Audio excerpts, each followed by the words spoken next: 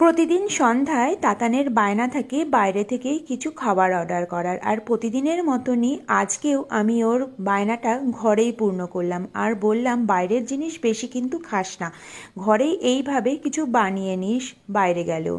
তো আজকে আমি বানাচ্ছি পনির এগরোল। পনির এগরোল বানানোর জন্য এখানে আমি সামান্য একটু তেল দিয়ে দিলাম কড়াইতে, আর পেঁয়াজ কুচি রসুন কুচি ভালো করে হালকা ভেজে নিচ্ছি।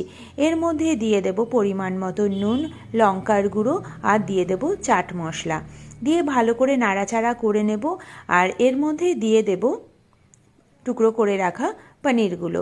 ভালো করে নাড়াচাড়া করে এর মধ্যে সবার শেষে দিয়ে দিচ্ছি টমেটো সস। ব্যাস হয়ে গেল। এবার আমি ময়দাটাকে কিন্তু আগে থেকেই ভালো করে মেখে রেখেছিলাম। এবার ময়দার থেকে লেচি কেটে ভালো করে আমি পরোটাগুলোকে তেলে ভেজে নিচ্ছি, আর ডিম দিয়েও ভালো করে ভেজে নিলাম।